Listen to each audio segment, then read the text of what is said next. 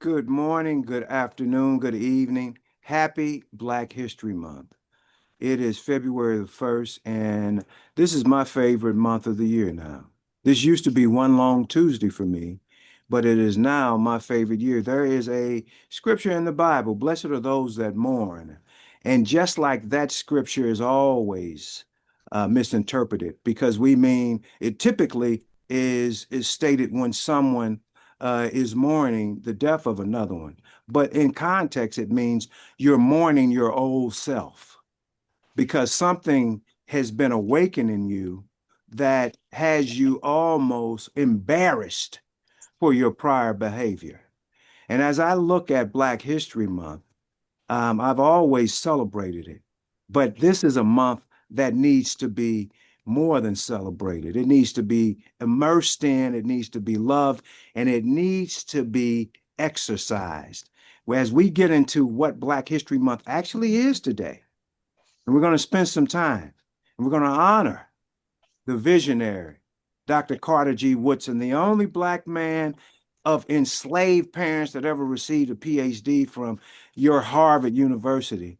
And I must state for him that it was Harvard's pleasure, as W.E.B. Du Bois stated when referred to as a Harvard graduate. And he responded to someone saying, "Yeah, I went to Harvard, but it was their pleasure. Pleasure, trust me. I know Now, it." Black History fact, Du Bois was the first one, Carter G. Woodson was the second. That's correct. Carter G was the second, but Du Bois was the first.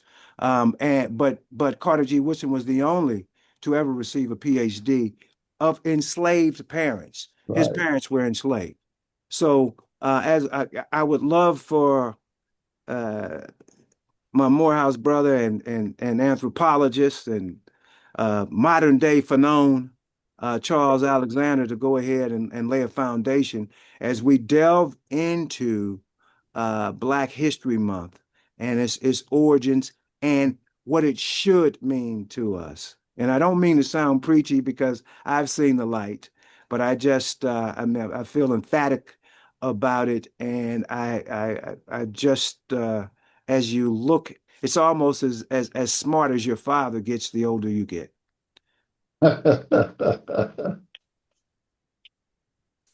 Thank you, Larry, for that wonderful introduction. You guys are dangerous. But I'm gonna start with this conceptually. If life was a sentence, we'd be the object. And so in sentence structure, the subject is the doer and the object is the receiver. The object, and in this thing that we live in, we are the object. The oppressor is the subject. The oppressor is the doer. And what the oppressor does is oppress. And a part of that oppression is the process of separating the object from any semblance of cultural continuity, which then results in like a perpetual state of disorientation, right? And so we've talked about disorientation a lot on here, and misorientation, and we've discussed misorientation as the fundamental mental illness experienced by Black folks, psychological misorientation, and it is for that reason that in 1926 that Carter G. Woodson launched Negro History Week. And those 2 points can't be lost. That A, he did this, and B, he did this in response to the misorientation that was secondary to our oppressed condition. And why the former is important is because even today, somewhere in a church, there's somebody across the pulpit talking about it's Black History Month and they gave us the shortest month. They didn't give us anything. Carter G. Woodson established this. Carter G. Woodson intentionally chose February because it was the birth dates of who he thought were the two most profound folks in terms of the well-being of Black folks, which were Abraham Lincoln and Frederick Douglass. And then he chose a particular week, and that was the week starting, I believe, with the 7th of February, because it would culminate with the 14th and thereby encompass both of their birthdays. Because I believe Frederick Douglass has adopted the 14th as his birthday, and I think the 12th is Lincoln's birthday. And so that's how we end up with Black History Week. Not because white folks minimize our history. That's a goofy statement and premise. White folks minimize us, so they don't give a damn about our history. And so the fact that people get stuck in that space makes very little sense to me, but it does, and it's a function of the misorientation. And so over time, well, let me go back. So the purpose in doing it was exactly what I said, and it was to help to properly orient us in terms of our place in history, not our place in Black history, our place in world history. That was the whole point of it. And it was a week, not because it took a week to discuss it. It was a week because in the course of that week, we were supposed to talk about not just all those things that have happened, but those things that we had done over the course of the year to recognize and learn and give thanks for all those things that we have done to impact the world. And that week was more of a celebratory time of what we had learned the previous year. And so that's what was supposed to happen from that point forward. And as it took shape, it started to grow organically because we are hungry. We have a thirst for that knowledge. And so it went from, a week and people, history clubs were forming on college campuses and communities, churches, schools, or what have you. And so we were doing this thing, we were extending this thing organically. And once we get into the 70s, I think it was during the Ford administration, I think it was Gerald Ford that made it into a nationally recognized holiday, which in essence kind of furthered the misorientation, because then folks again started to identify it with the white man and the system as opposed to its origins. And so that's how we get from its origin to today. And it was important then for the reasons stated, and it is important now for the reasons stated, because the propaganda never stops. We are still an oppressed people.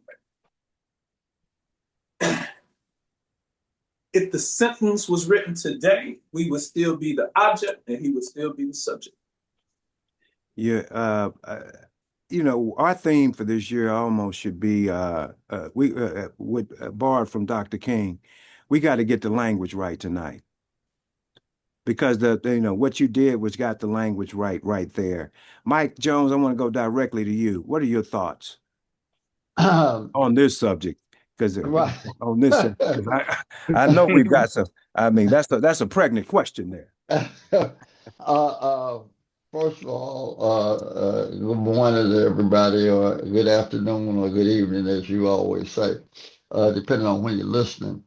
And sure, you set something up, and then Charles kind of alluded to it, but I want to take a different side of where you have come to Black history emotionally, Larry, where it's turned into your favorite month. It's not your long Tuesday anymore. For me, it has become the longest Tuesday and not my favorite month. And it's because of what we do and don't do. Um, I'm not, I, I got this contradiction. Theology and religion interest me, but they interest me academically or intellectually. I don't have any real spiritual interest in them. And Judaism and Islam both have a period where you reflect, renew, and I can't think of the holidays. That's why I said what I said.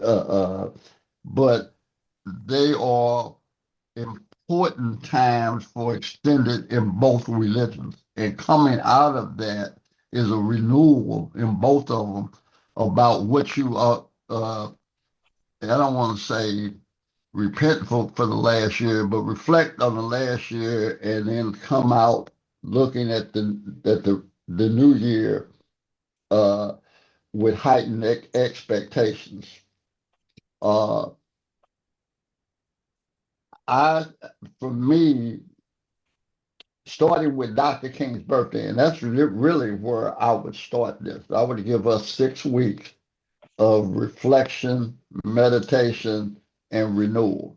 And I would start with Dr. King's birthday, that we screw up every year because we reduce his life down to one uh, improvised statement in a speech that was of much more importance than the improvised statement. So we let white folks, and with our complicity, really redefine Martin Luther King's life into one moment in August of 1963.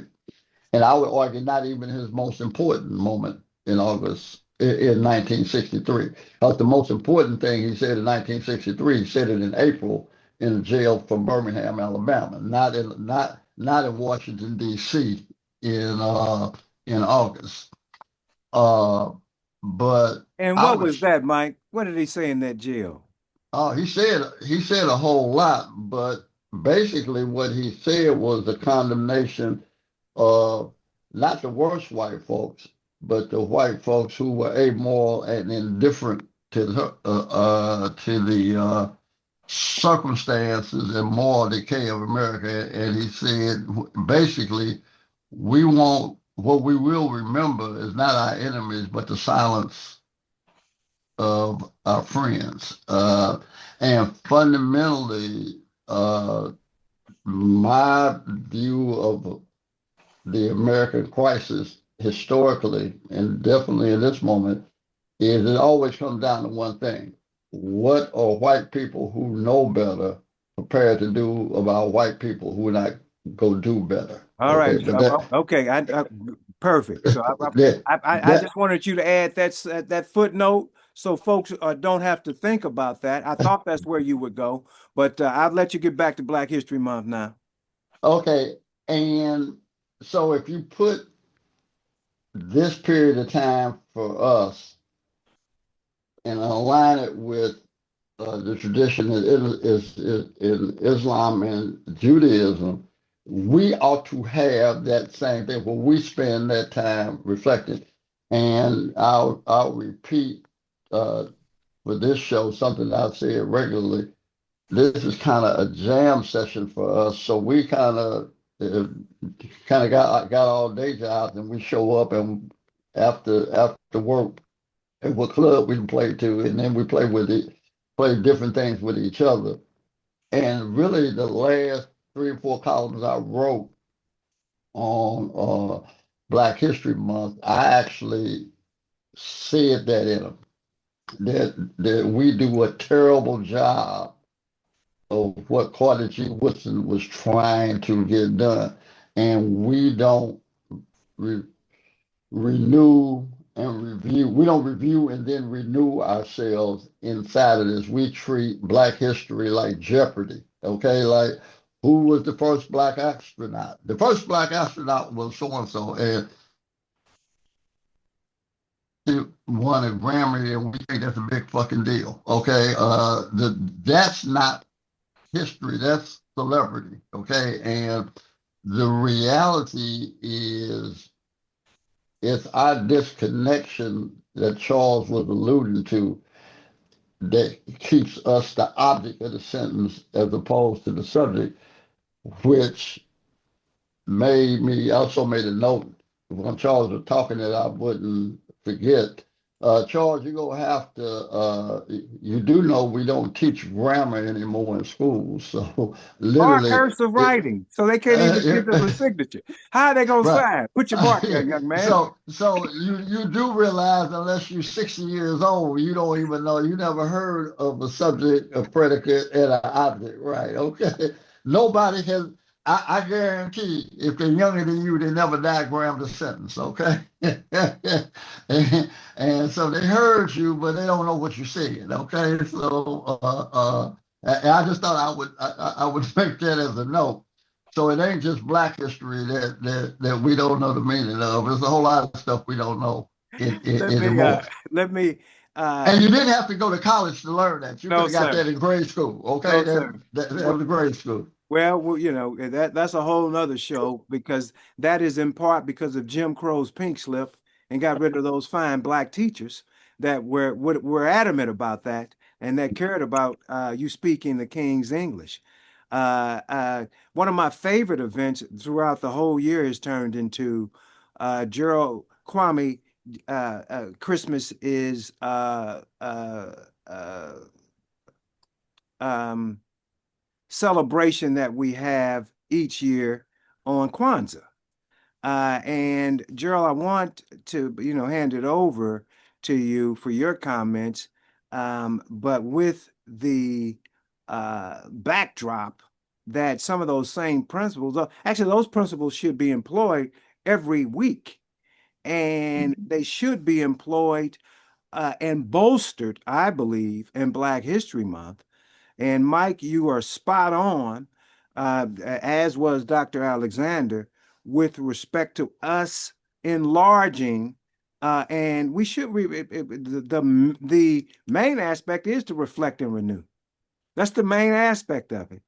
And if we do that on a constant basis with some sort of discipline, juxtapose what we have, it really does ring to a statement that was made here, I want to say last week by one of you all, that we have everything we need. So, Kwame, please. Oh, I'd agree with you 100%. I think we just don't take it serious enough to reflect and review. And I agree with you wholeheartedly. Kwanzaa comes out of Black History Month. There wouldn't be a Kwanzaa if there wasn't a Black History Month first. That set the standard for the thinking about what we need to be doing as a community and understanding our history. And we just take all of this for granted. When you think about it, all starts for me when we get to the week of Kwanzaa, right after Christmas. We start talking about the principles. When we start talking about Oja, which is unity, which we know that is the reason why that is the first principle, because we don't have unity, we don't have anything. And all this has always been in the writings of Carter G. Woodson and anyone else who is talking or relating to us about a Black history. When we talk about Kujichagulia, self-determination, being able to name ourselves, to think about ourselves, to give talk about our own history. These are all rooted in what we're talking about in the beginning of this month. And the whole idea right now is we just don't take that seriously because it's been so whitewashed. And unfortunately, the generation that we had that sat down that really wanted to impart Black history to us and talk about the struggle and the circumstances that they went through, they don't exist anymore. They're not living. They're not living. They're not in front of you in life. My grandparents are not here to tell those stories that I hear on a regular basis when I was growing up as a child. So many young people are missing that now, and they are so tuned into the white world that they're not even thinking of the black world or their existence in this world or what it took for our ancestors to get us to this point. You know, right now we're celebrating the 250th anniversary of this country. And we talk about, you know, called hell the whole 250 years we've been here. And we talk about that history and what it's taken for us to develop in these 250 years. We're just leaving ourselves out. And that to me why Black history is so important to talk about context of how this country got to this point in 250 years and even have gotten to this point for us, but we are significantly left out of that whole history and what part we played making the democracy that they claim to be.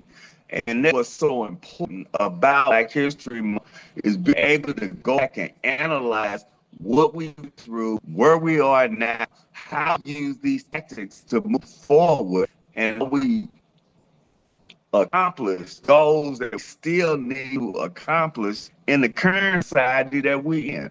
Because we are now being faced with some of these exact same issues they were faced with. It's only encoded a different way. Larry, Go ahead, Mike Jones.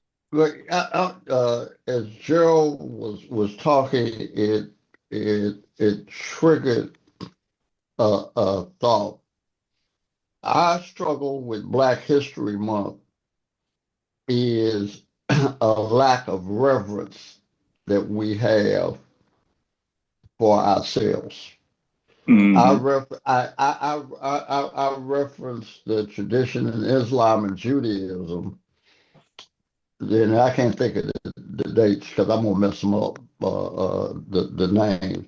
But fundamentally, the religion requires this of you.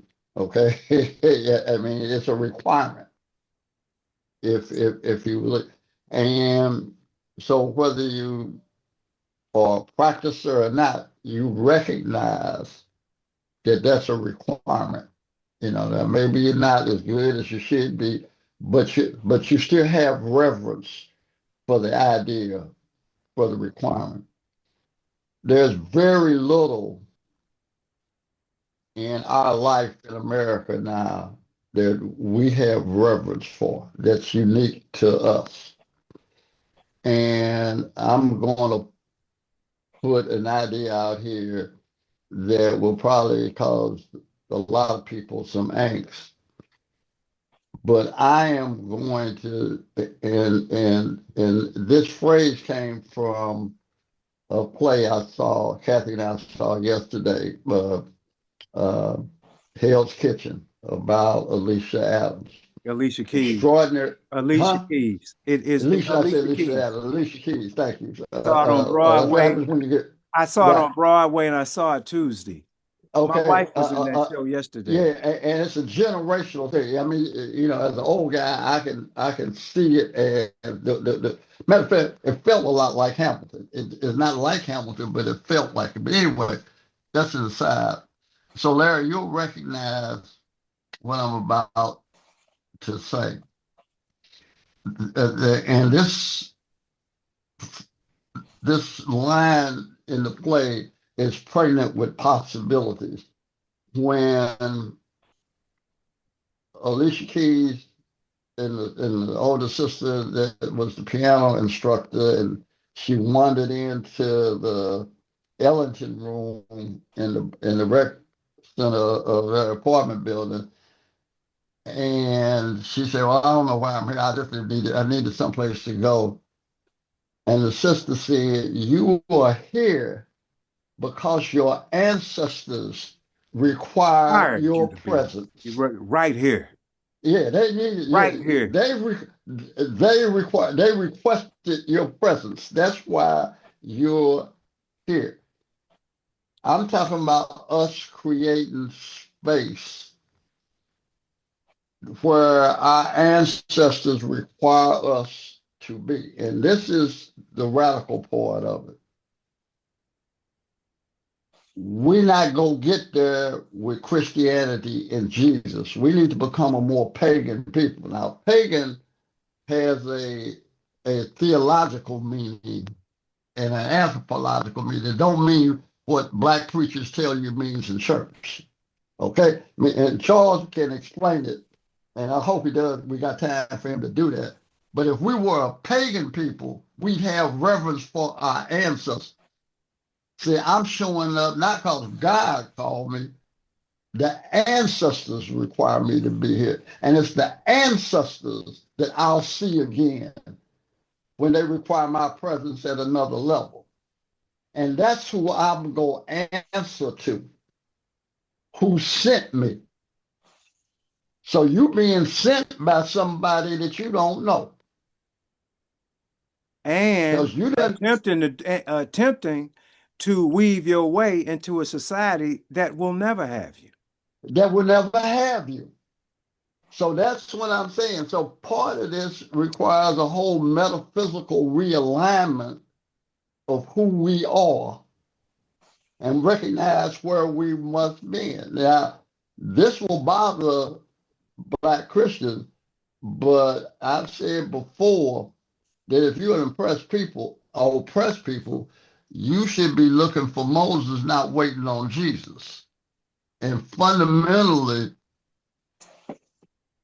reconnecting with who we are at a metaphysical, at a spiritual level, requires us to rethink Christianity. And I'm not knocking that. I mean, and everybody's got a right, uh, the First Amendment, I think, and it grew out of the Enlightenment, and I think that's a profound human progress, and that is to say, uh, nobody can tell you what you ought to believe relative to the metaphysical nature of life in the universe.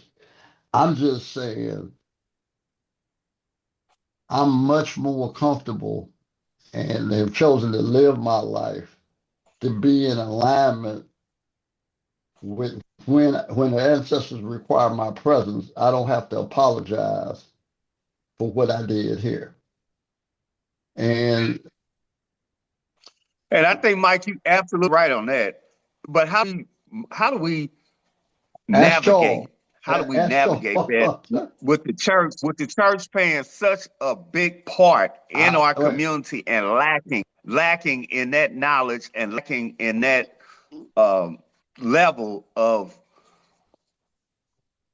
preaching that type of resistance and education to our people. but Because we have you're such gonna have to ask. our You pastors got now entrepreneur pastors, and I'm dealing with that same conflict. Matter of fact, I was going, in a little early day and head down church because I hadn't been because in conflict with them over all these issues in my head. But then I also feel like from an organizational standpoint and working with people that I have worked with down there, I still need to show up.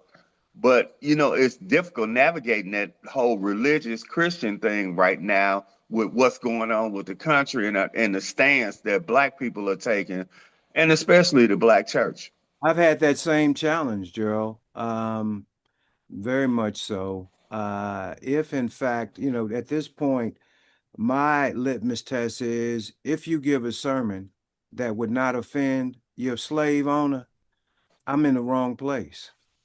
At this point, because we've been in a Would war. it be difficult to go to any church then, Larry? Well, brother, I mean, I mean, this Because isn't the most time. of them won't. So based on the work that I do, I mean, I'm hand to hand combat every day, every single day, and I Right, don't believe in right. just resisting. I believe in building and winning. So and resisting. I cannot have anything that would have me slow a step. You know what I mean? I mean, because a great player only needs about this much, and any hesitation that you could put in me is not going to work right now. And if you are not full barrel ahead in fashioning a solution, I'm going to have to come back to you. I'm gonna have to come back to you at another time because this is not a time for neutrality. But Doc, if you could answer that Charles question. Alexander, what say you? I think the centering this aspect of the conversation around the church is actually it's like foundational to why we have to have a Black History Month, because the church is a prime example of how we get this thing wrong. Folks are having problems with Christianity not because of Christ, but because of the church. Christ didn't have no church. He had the people. He had his works. And so we have folks who, you know, who are literally engaging in this transactional relationship to what they consider to be the higher being, because they think if they go to church, they're gonna go to heaven. But that's not what Jesus said. Jesus said, love your neighbor. So if you love your neighbor and you do the work, things will probably improve to you. But that's not where we're at. And so, but the reason we're not there is the reason that we have to have a Black History Month, because we've been subject to this propaganda that separates us, and this gets to the meaning of pagan, separates us from the natural. It causes us to gravitate towards this material piece. And so we're not dealing in this spiritual realm, we're dealing in this material realm. We still got too many people who are choosing the church that's the biggest church. Things of that nature. That's a material piece. And we got folks who care more about, so we have people who treat pastors just like the enslaved were treating slave masters. Like when Frederick Douglass was talking about it, guys comparing, my master got more than your master. We got people comparing pastors in the same way. So because we have internalized kind of this academic and also this religious thought on paganism, we think paganism is something bad. Meanwhile, we spend an inordinate amount of our time not giving reference to our own ancestral line, but to that of other folks while calling ours pagan. That doesn't work for us. And that's where we have to accept our relative responsibility for the outcomes we give. Because when it comes to giving reverence to things that are innately ours, we think those things are taboo and pagan and archaic.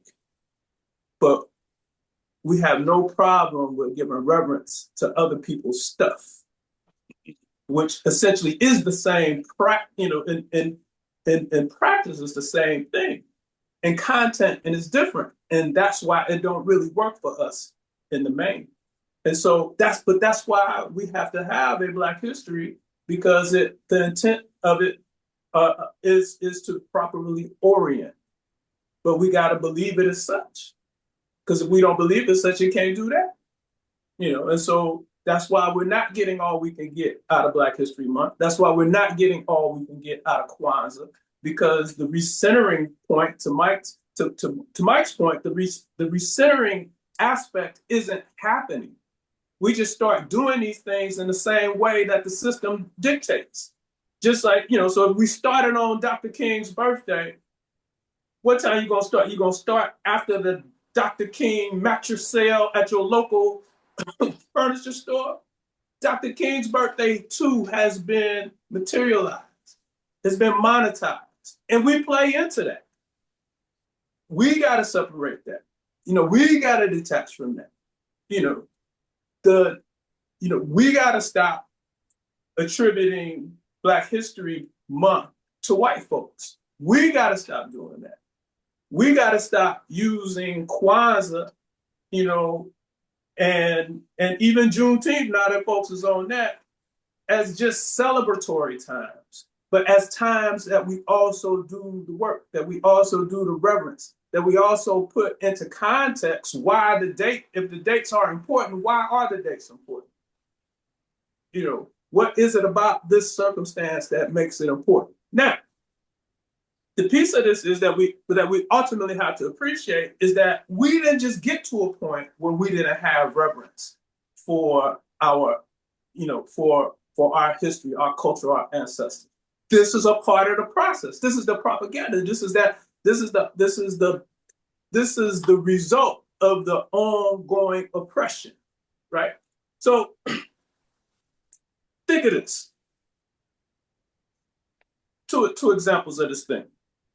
You ever been driving and you just end up where you're going? You don't really remember much about how you had that before, right? You also had this situation. I got a car that used to just know how to get home. Right. And then you've also had situations where you kind of sitting, you chilling at home, you might be in the living room or on your back porch or wherever it is that you chill out. And your wife asks, "What you thinking?" And you be like, "Nothing." And you are thinking something, but it ain't really nothing that you care to share with your wife. But then it comes and it ends up being a part of the content that you share on a Sunday or on a Saturday when we convene, right? So when you're in those spaces, you usually think that you're daydreaming or something like that. That's called default mode network. And so that's literally when our brain goes on autopilot. And a couple of things that are supposed to happen in that is that that's when you are engaged in self-reflective thought. Okay. And in that space, you also might, go back and forth between where you literally are in that moment to some prior time, either some prior time in your own life or some prior time that you have knowledge of, that you have an interest in, and you're contemplating what that means, right? So you might do that. It also What you call that again, Doc? Default mode network. I call it vegging out, but I'm gonna have to get that one. Right. So the point of it is that we all do it. Give it to me one more That's the time. whole point, Larry, right there. The point is that we all do it. We call it vegging out. We don't know what it is and what it's for. This is really an actual brain state. It's default. Give it to me one more time. Default mode network. Okay, that's beautiful. Thank you. And so it's a place for self-referential thought. Literally, how I think about what I think about myself, how I think about myself, what I mean to myself. This other place, this other thing, we just gonna call it kind of mental time travel, and that's kind of in the literature. That's what they call it. But again, it's that going back and forth, and for what we talk about here is the pattern recognition, right? And then there's also social cognition. So if I spend time thinking about me and what I mean, and particularly for us, because we have, our sense of self, our I-ness is necessarily connected to a we-ness and a us-ness, right? And so if I spend time thinking about myself, I also spend time, I have social cognition. That means I'm thinking about my people. I'm thinking about us. And then there's construction of meaning. And that is based on all of that stuff, how do I conceptualize life? How Charles, do I conceptualize? can I ask you a question Yes, just on that point? Mm-hmm. Has the socialization process for Black people in America of a certain age downward, okay, and I'll just say for the purposes of this discussion, say 50 or less, does when they're in default mode, network, or when they're reflecting on self, is there an implicit or automatic connection to us? Because I don't have a sense of myself that doesn't include us. I cannot imagine Mike Jones without imagining black people. That I don't exist to me outside of the context of us. My sense is that we have now a substantial population because of the way we socialize, have been socialized in America for the last at least 30 years, who really are like white people in the sense that they don't have a connection to anything but their own id. And this whole idea of that there's something else bigger than me that I'm connected to that makes me me. And once you break that connection, you kind of become this amoral, not immoral, but this amoral entity in a amoral or immoral universe. And is there a difference now within us? I guess that's what I'm asking. And so, yes, and it's been a long, so this is the ongoing process, and we get further and further and further away. Each generation experiences this thing necessarily different, but again, and the piece is that propaganda, that constant onslaught of the propaganda, and and for this generation now, with information, like there's almost no time. Like it's rare that you're gonna find, that person, under 50, under 45, who actually has a quiet moment. Because we have so many people now who are really kind of fearful of that quiet moment. And so they're not having that time. They're not necessarily having that, they're not necessarily getting into that default mode, intentionally. They might get to it, but they may not get to it intentionally because we fill so much of our time with all this other external content.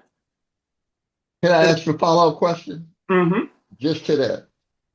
Could that quiet moment be, let me go down here on this corner, although it is not you by yourself, but when you say I'm going down here on this corner and find out what these brothers is doing, or I'm going to the frat house tonight, and that smaller group that's fundamentally part of what would have been it's the litter that you came from, more or less, and you go back to revisit that space. Now you're doing it with people, but it is a self-reflective moment because you can't, whatever it is you're getting out of this space, whether it's by yourself or with them, you couldn't get anywhere else. And it became a necessary part of just being black. Whether it's going back to the neighborhood in the corner or on Thursdays, I stop at so and so, not because I'll need a drink, just because I know who's gonna be there and what the vibe and the reinforcement is going to be. And now I can go back out and deal with the world, even go home and deal with the world. And that becomes that's a facilitating step, Mike. Yes. Okay. So you got to have that place. If that place can be at home on your porch, great. If it can't, and you got to go down to the frat house, great. The you just need it. Yes. So Okay. and so as those spaces disappear, right, it furthers the problem, right? So as those places where you could go, because what happens is if we what the propaganda does, what the enemy does is constantly bombard us with these things that keep us on not just mental alert, but hypervigilant, meaning super duper scared relative to what the situation actually presents. But that's the purpose of propaganda. The purpose of propaganda is to dysregulate. And once we get when we get stuck in these places of dysregulation, all bad things happen. That's Our what decision that's what making we is got to know. impacted by it. All our decision making is impacted by it. Everything is impacted by And it. we become essentially hysterical actors. We act out of hysterics. Yes, That and then at a point we actually start to actively refute those things that are foundational to us in favor of the information that's being implanted by the enemy, by the propaganda. The propaganda takes shape. So like the black man who votes for Trump, that's propaganda. That's what this thing looks like. That's information literally being implanted. It's like literal brainwashing, right? And so I can understand how, like when we say white folks are voting or not voting in their interests. No, I can kind of understand why they do it, because ultimately they white and they believe that being white is in my best interest. White folks are in charge. So even though I need Medicaid, I'm gonna vote no because that's what the boss white folks say. And at the end of the day, I'm riding with them, right? So I understand why they do it. I don't think it's a good idea, but I understand why they do it. It's a You can't rational, make it's a rational decision. it's a rational Not decision. smart, but rational. Yes, they thought it out. Ultimately, I'm white. I'm riding with that. Now, Right. what you can't make me understand is why black folks do the same, right? That's like if you keep thinking you gonna be the one, particularly when it ain't work for you anyway, and you do that. That's a manifestation of the misorientation, and part of that misorientation it impacts our ability to think rationally, right? Larry, going back to where you started this conversation, and Charles, this is a phrasing that I'd want to know, am I in the correct psychological ballpark? But Larry, this could be the month, and like I said, I would always start if this was a reverence period, I would start it with Dr. King's birthday and have I it would go run back through. to Kwanzaa, Mike. I would start with Okay, Kwanzaa. okay. Well, wherever we start and stop, uh, I would describe it as the time when we here in America embrace our otherness and our recognition that we're not them, and we're okay with that. And that's something that we've had this internal debate about forever. That's what separated Malcolm and Martin at the beginning, Du Bois and Gorey. I mean, what do we do with this otherness? And And there's a strength, there's a line of black thought to say our otherness is really part of this American thing that white folks don't recognize, but we got to make them recognize it. And then there's another black line of thought that say, no, we ain't them, and we just happen to be stuck on this island with them, on this continent with them, but that ain't who we are. And we have never had a, just like white people have never reconciled the Confederacy inside of the Union. And this is what you're looking at now is just a reemergence of an argument that they've been having damn it since they formed the country. We've never had that same argument about us, who we are to this place, and who do we want to be. And we've never resolved that well, in my thought. We need to resolve it, and we need to, I mean, and everything needs to be on the table. But Everything. part of how we resolve it is again, so the other part Well, that Charles, happens. would you frame it like that? No, I absolutely would frame it Okay. like that. And the thing is, that's the ongoing battle, and we're always treading water because we're not. So part of what happens with this dysregulation, and that impacts those things that I was saying, that those things that are supposed to occur in the default mode. One of those things is being able to properly orient to the enemy. We can't properly orient to the enemy. We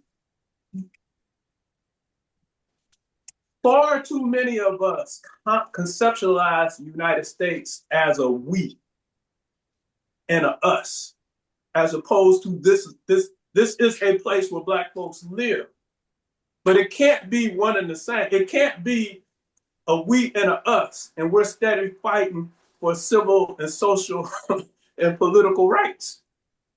If this was a we and a us, there wouldn't have been a civil rights movement, right? There wouldn't be stuff that they're steadily repealing, right? So But we have legitimized things that we are give totally, legitimacy to this thing, yeah, right? and it is a, until we recognize that it's a criminal enterprise that continues to This is a foster. continued. This is Rico. This is This we is live it. Rico. I mean, I just finished a book, Plundered.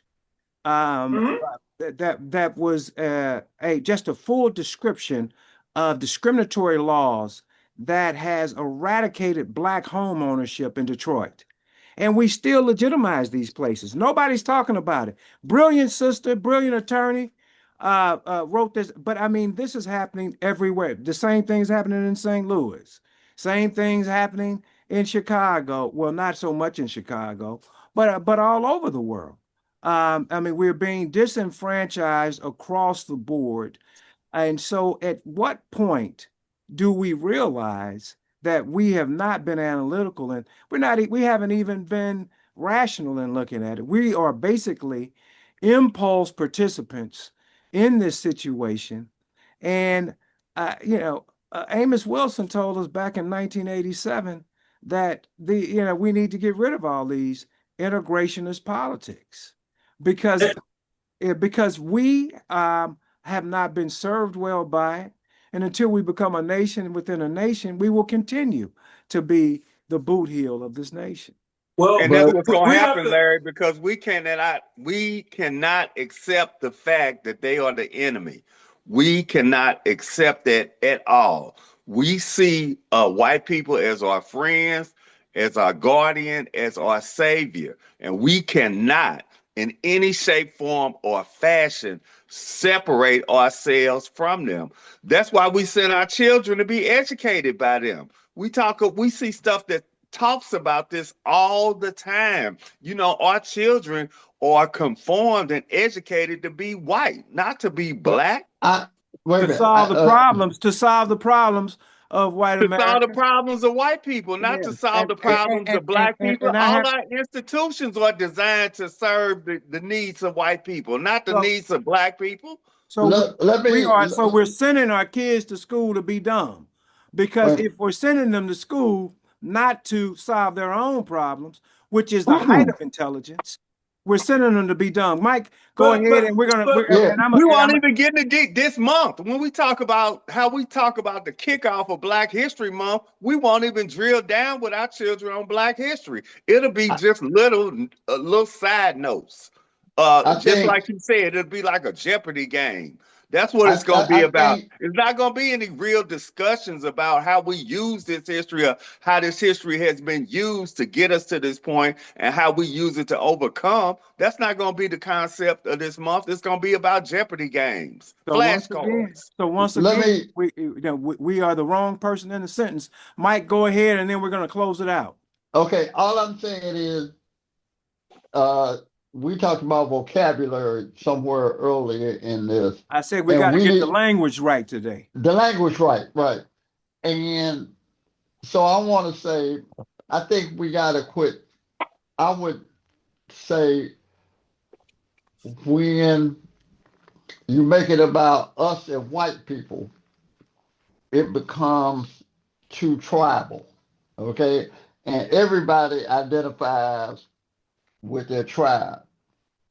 You got to define this in terms of us and America, because that then becomes America is a system and a structure. Systems and structures can be changed. People can't change their So, tribe. Okay, all right. So by definition, you put everybody who's not in your tribe have to align themselves with their tribe. If you make it about America though, and structure and systems and power, then the folks in that tribe have to make a moral decision about is this the structure and system they want. Now, if they do, I got an enemy. Now, Mike, but If isn't they, America wait, about the let me white finish. tribe? Okay. If they don't, I can have an ally. So the issue is going back to my first statement. I mean, my earlier statement, not first statement, and that is, what do white folks who know better gonna do about white folks who want to do better? Because I think there are three buckets of white America that of that tribe. There are a group of people that have always been for some level of fairness, justice, equity, etc. They were the abolitionists or everything else. Fundamentally, there have always been white martyrs in our narrative of our survival. I got one And better than that, Mike. I got one but better than that. We need to take our corners back. okay, and, That's where I am. I yeah, don't care because the bottom line is if I control my corner, I'm a control of politics. And okay, so we need to, so there needs to be a grassroots from my perspective and visually and looking at things from a historical standpoint and looking at things in Black History Month, we there needs to be a grassroots movement to control everything in our neighborhoods. Uh, okay, and what I'm suggesting doesn't disagree with that. What I am saying, the second bucket is that malevolent, almost genetically predisposed, evil cohort of that tribe that have fundamentally always been committed to and organically predisposed towards white supremacy. And that's where they've always tried to take the country. The real problem is you got, I think, the largest bucket are the white people in the middle of in that tribe who are someplace between ambivalent and indifferent to what's going on in America. And where they go or don't go ultimately determines the where we end up in any particular moment. And I would ask Charles to comment just to close it that, but it's been my experience as a politician is if I'm trying to carry the day without us going completely to all out war, I got to figure out a way to frame it where you can get off and still be okay or can live with yourself. I ain't talking about living with me, that I can live with that. And I'm saying when you make it specifically about an artificial construct around race, because that's what race is. It's an artificial social I think construct. what you stated is brilliant. I mean, Right, and it needs to be America. That's what we need to. That's because that's the citizen of the challenge and the American ideals, of course. Also, but I think more importantly, what you did, you in doing that made the Black community an institution, and the right, institutions have to go up against other institutions right. as opposed. So you did what America has been, you undid what America has done, which is to make you individuals and individuals can't beat an institution like America. And you've grouped us as an institution, as a tribe, maybe. But Dr. Alexander, would you go ahead, and then we're going to go to Kwame, then we're going to close it out for this week. I think both of you just said the things that are really kind of central to this whole thing and how it kind of manifests. So I was talking about the default mode piece, but what we do here is we come together and we have these conversations about all these, just a variety of things, concepts and contexts. But fundamentally, what we do here is problem solve. Like we try to come up, we identify an issue, and then we try to come up with what we think to be, relative responses. So that is called task positive behavior. And so that's when your brain is actively engaged. So we had the default mode, and then we had the task positive piece. Now, the issue is, again, that this propaganda, it overwhelms our system. And so we're not getting what we need to get out of our default mode. We're dysregulated. And so we're not having a lot of time for creative thoughts because we're thinking in a panic state, right? And so that's impacting our logical thoughts, our reasoning, and all. And in another piece, we've had this conversation before. We can do a deeper dive on deductive and inductive reasoning. But I would just simply suggest that we are predisposed because, again, we are the object in the sentence. We're predisposed to inductive reasoning. And that in and of itself isn't a problem. It becomes a problem because a lot of our reasoning is very, person or group specific, and it doesn't really take into consideration oftentimes the broader, amounts of information and things that are available to us to make better decisions. But again, that's a response. That's an effect, and that's kind of where we got to get to this piece and understanding. And that's why this is a part of what we want to use Black History Month for. What we want to use Kwanzaa for is that recentering piece, because again, if this thing is eating away at that time that we need to bolster our sense of self, which, at the individual level, which will then necessarily or should extend to our relations with each other, our group identity, then those things suffer as they should do per the system. This is why oppression functions. It functions to dysregulate us. And so that chronic stress and that disinformation, it does just that. And as a result, we do things like say, we are our own worst enemy. We are not our own worst enemy. They are our own worst enemy. We are we are looking at the effect of what they do. And Victim blaming.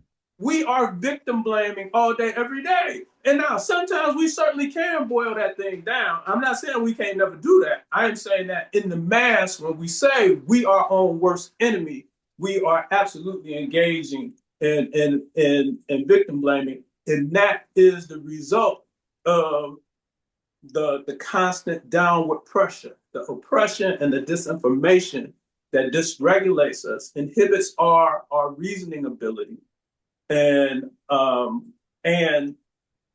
continues to separate us from ourselves, both at an individual and a collective level. And it is that reason why in 1926, Carter G. Woodson established Black History Week so that he could help him do his part in reconnecting us to us and things that are innately and inherently us. Well, smart brother, that's the way to conclude. We gonna call him smart brother. Uh, but and as we celebrate the 100th anniversary of Black History Week, as now Black History Month, Kwame, I don't know if you're still with us, but thank you so much. And Mike Jones, thank you so much. Dr. Charles Alexander, thank you so much. And we are signing off with the level set. Happy Black History Month. we are going to be fully immersed in Black History Month and intertwine it with Kwanzaa. And if it's the Lord's will, we shall see you next week.